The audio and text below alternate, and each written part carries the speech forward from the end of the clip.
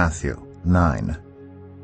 Jesus stepped into a boat, crossed over, and came to his own town. Some men brought to him a paralyzed man lying on a mat. When Jesus saw their faith, he said to the man, "Take heart, son. Your sins are forgiven."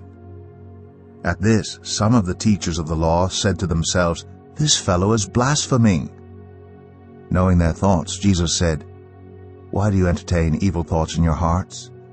Which is easier, to say, 'Your sins are forgiven,' or to say, 'Get up and walk'? But I want you to know that the Son of Man has authority on earth to forgive sins." So he said to the paralyzed man, "Get up, take your mat, and go home." Then the man got up and went home. When the crowd saw this, they were filled with awe, and they praised God who had given such authority to man. As Jesus went on from there, he saw a man named Matthew sitting at the tax collector's booth. "Follow me," he told him. And Matthew got up and followed him.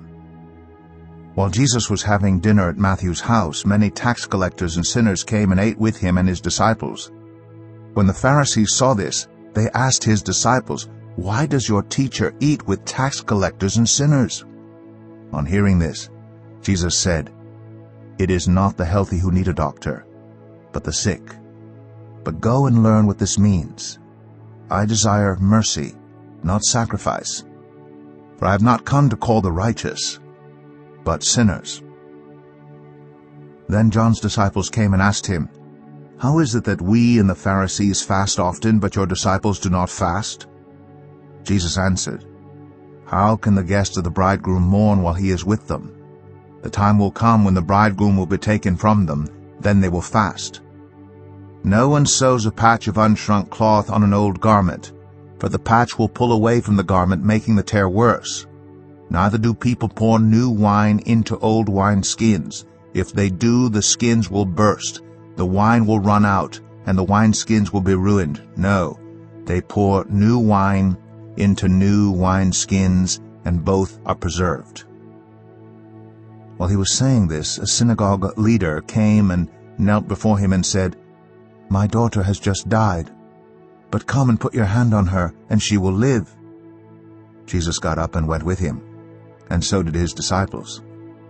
Just then a woman, who had been subject to bleeding for 12 years, came up behind him and touched the edge of his cloak.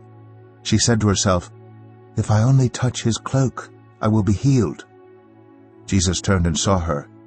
"Take heart, daughter," he said, "your faith has healed you." And the woman was healed at that moment.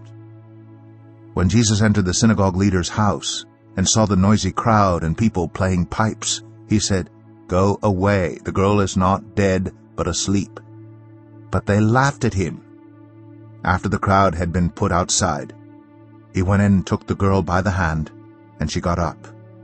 News of this spread through all that region. As Jesus went on from there, 2 blind men followed him, calling out, "Have mercy on us, Son of David." When he had gone indoors, the blind men came to him, and he asked them, "Do you believe that I am able to do this?" "Yes, Lord," they replied. Then he touched their eyes and said, "According to your faith, let it be done to you." And their sight was restored. Jesus warned them sternly, "See that no one knows about this." But they went out and spread the news about him all over that region. While they were going out, a man who was demon-possessed and could not talk was brought to Jesus. And when the demon was driven out, the man who had been mute spoke. The crowd was amazed and said, "Nothing like this has ever been seen in Israel." But the Pharisees said, "It is by the prince of demons that he drives out demons." Jesus went through all the towns and villages, teaching in their synagogues, proclaiming the good news of the kingdom, and healing every disease and sickness. When he saw the crowds, he had compassion on them, because they were harassed and helpless, like sheep without a shepherd. Then he said to his disciples, "The harvest is plentiful, but the workers are few. Ask the Lord of the harvest, therefore, to send out workers into his harvest field."